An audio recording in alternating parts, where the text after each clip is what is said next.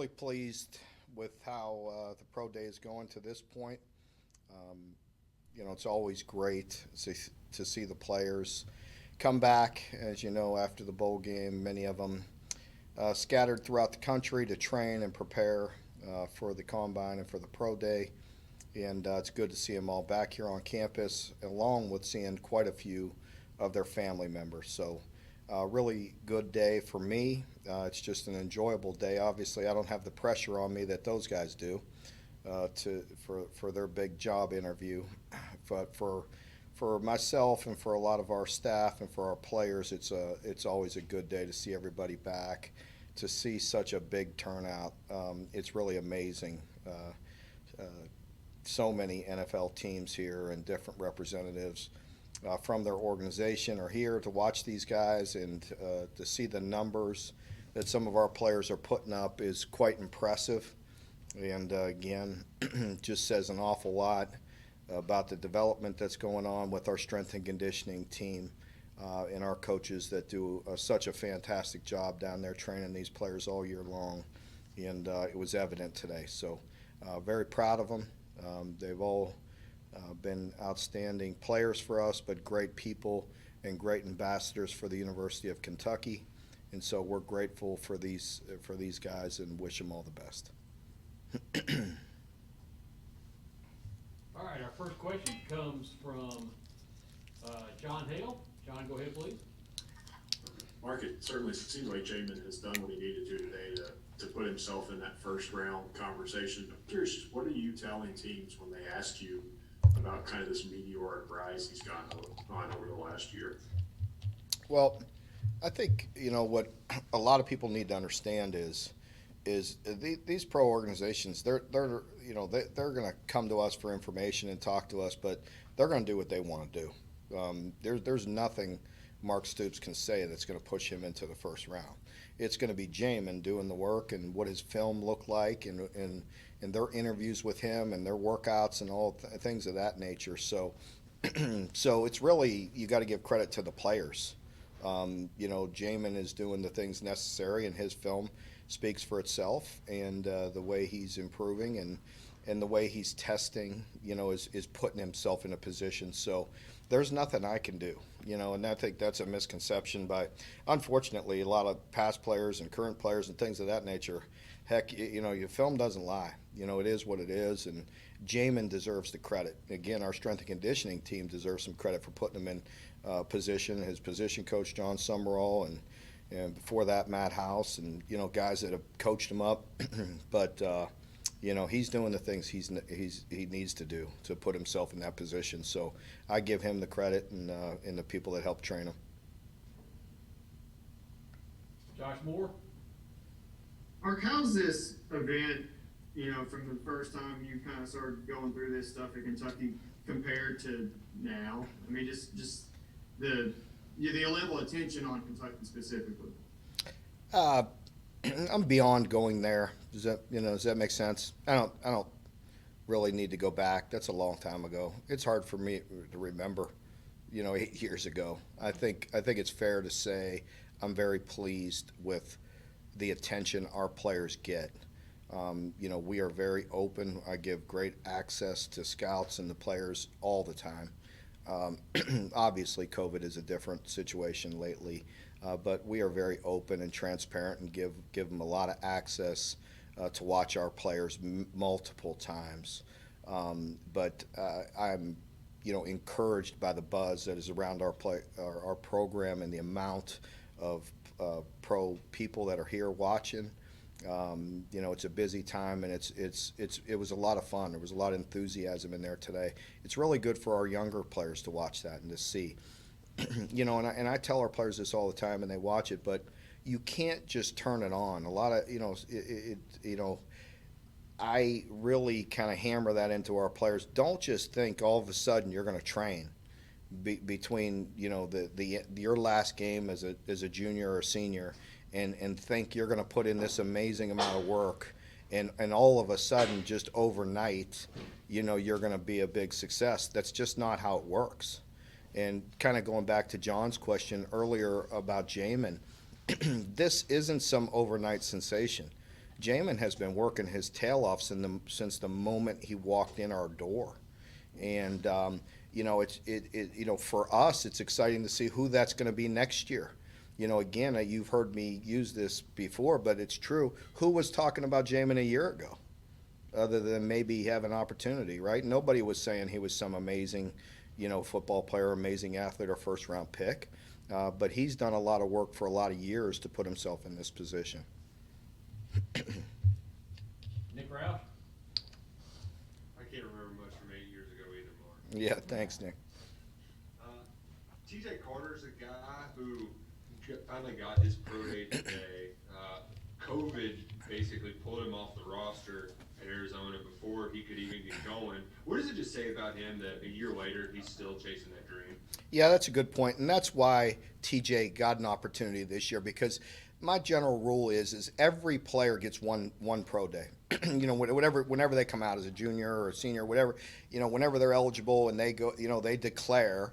I can't have everybody coming back and working out every year if they've already been through it once. TJ has never been through it, and so, he deserved an opportunity, and we had a lot of people there, so I've only made a couple exceptions to that just because it's just, every player gets one opportunity, and so TJ did not have that a year ago because of COVID, and so it was really good to give him that opportunity today. He's been working really hard. I know he's been close with some teams that are looking at him, and so hopefully he caught somebody's eye out there today. John Wong? Hey, Mark, I'm going to try to rephrase Josh's question, and maybe we'll get an answer from you. But nobody cared about any of this before you got here. I mean, pro day, NFL draft. How intentional have you and the coaching staff been in developing all this interest, or is that just a byproduct of playing good football? A little bit of both. I mean, I don't spend a lot of time. I'll tell you that. I have a great team of people here. And, that's just the truth. Our players that are here in this pro day, I will do anything to help. Anything, I'll take any phone call, do anything to help. But, again, they're doing the work. We will put on a good, I don't want to call it show. We'll do our very best to give great access. And our people that are here, Tony and Susan and all of my staff are extremely professional of making it a first-class day for them and make it enjoyable for the scouts to be here so they could get their work done. But I don't spend a lot of time in it. My attention is now on our football team, and making our team better. We've been in there in meetings all morning. I've been in with my staff all morning meeting on our football team for next year. No offense. Again, I'll do whatever I can for these guys, but they're the ones doing the work. They're training. Of course, our strength and conditioning team is always here for them, and I'm here to support them and just, give them a good hug and just good to see him. But it's up to them. There's nothing Mark Stoops can say or do to put them in the NFL. They're going to do that all by themselves. All the work's done for the years they've been here, the years that we are here training them. And that's my attention, is really on this team, for the guys for next year. Again, no offense, I love them. I love them all. It's great seeing them. Lynn's been back. It's been great seeing him. It's always great to see the players coming back. But I think, it's the buzz and the excitement. Some of it is unintentional, John. We're doing our job, and, there's a lot of interest because there's so many guys. And really, I admit, for myself, going down there and watching them, and some of the numbers that they're putting up was really kind of amazing for me to see. They really did a good job. They were amazing in some of their jumps. They were running extremely good times. They were pushing weight. They were impressive. So they definitely helped themselves, and that's fun for me to see. But I'm not trying to be boring or skirt the question, but my attention is really on our football team. John Clay? Mark, you said that Jamin deserves all the credit. Where have you seen him develop the most since the time when you first laid eyes on him as a recruit to where he is now? I think,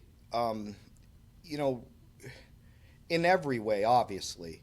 But I think just physically, you see a guy that came in, with a good frame on him, but to put on that kind of weight, I don't know what he was exactly. I'm guessing about 190 pounds, maybe 190,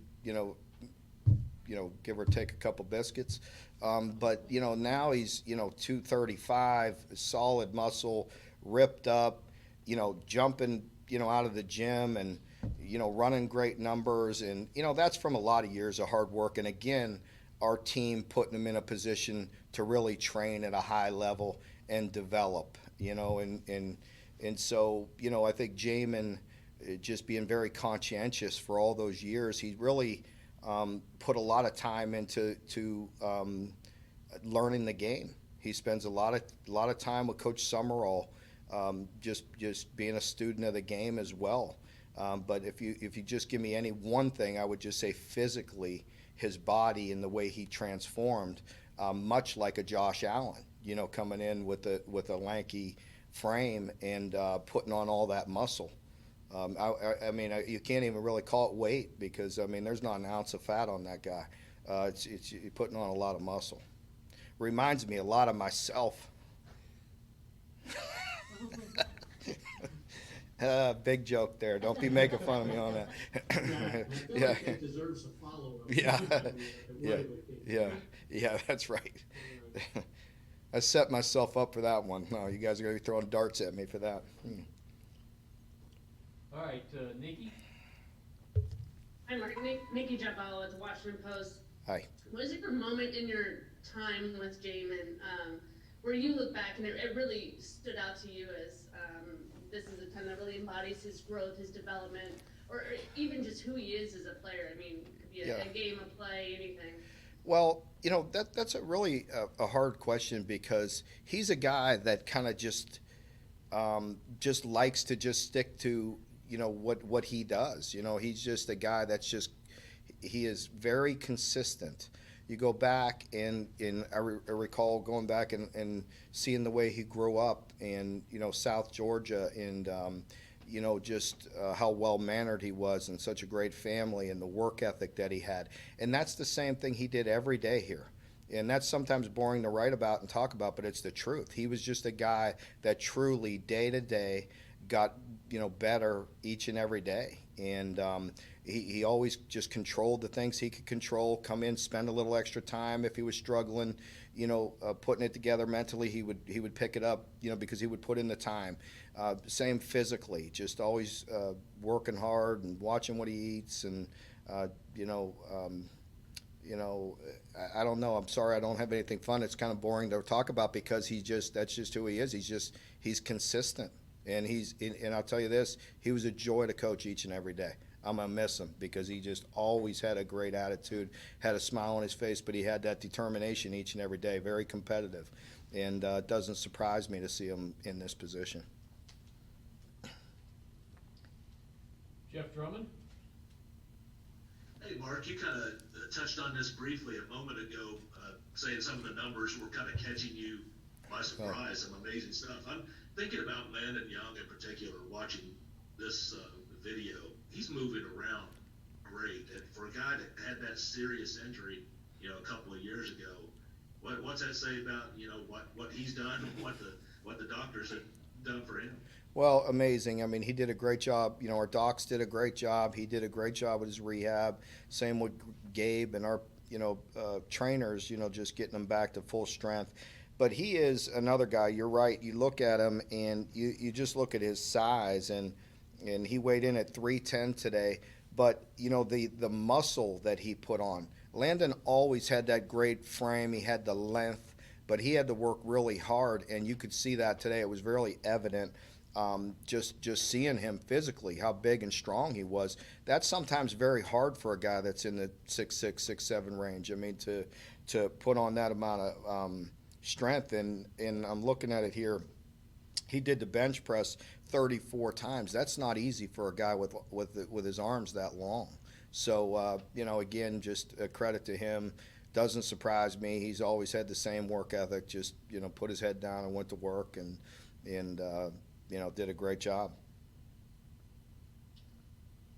All right, Joshua? Mark, is there any? Oh, sorry, Oh, not which Joshua? Yeah, Joshua Allen. Go ahead. I'm sorry. Sorry about that. Hey, Coach, how are you doing today? Good. How are you? Yeah, just wondering about these players like a Drake Jackson and such. Have you had teams reach out to you, like the Buccaneers, ask about these players and what's it been like coaching them and kind of Yeah. picking your brain a little bit on them? Yeah, I don't want to give specifics on which teams reached out to me or to our staff, but definitely get a lot of phone calls and field a lot of, our staff fields a lot of calls as well. But Drake, much like Landon, he was a guy that we, a guy right here, homegrown, not only in the state of Kentucky, but in our town. And we've known those two guys for a long time, and they were joy to coach, just like all of them. And I really mean that. I mean, you have Kelvin, who was a transfer, but outside of that, we've known these guys for a long time, and been through a lot of ups and downs, and I'm just so appreciative of them. They've been a joy to coach. I haven't had a problem with one of these guys. Not any problems. They're just been a lot of fun to coach. I appreciate them. I appreciate what they've done for our program, and very grateful, and can't wait to see them move on into their next chapter. Thanks, Coach. Best of luck next season. Thank you. Okay, John Hale. Mark, you just mentioned Kelvin there. Obviously, he had some big moments last season and some other moments where he got some attention for the wrong reasons. Just what do you think the key for him is to make it at the next level and stick there too, not just get drafted high?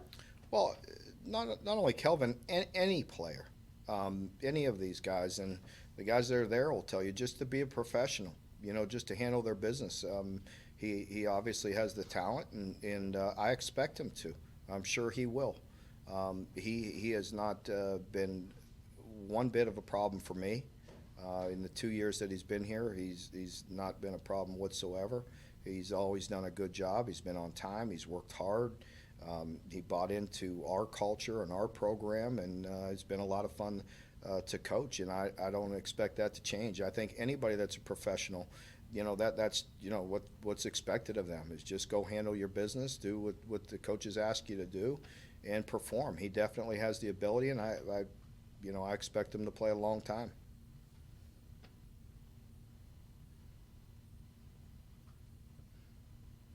All right, and we will wrap up with Josh Moore. Mark, on the broadcast, it seemed like every time Cash talked today, he brought up quitting and having guys, a guy like him in front of him. What do you make of how he performed today, and maybe what he did for himself? Yeah, it's hard to say ever what exactly teams are looking for, but Quentin, there's another guy, and it's just true. I mean, he just came to work every day, very unselfish. Quentin was a joy to be around. I enjoyed our relationship. He's a quiet guy, but we still, had a great relationship, and he just kind of came to work every day. And to play that position, you got to be very unselfish. Sometimes it doesn't always show up in the stat line, but you have to take care of your job and do a lot of dirty work up front there. And Q was a very steady and consistent player for us. All right, do not see any more questions, so we will wrap it up. Coach Stoops, thank you for your time today. Okay, thank you all. Appreciate the.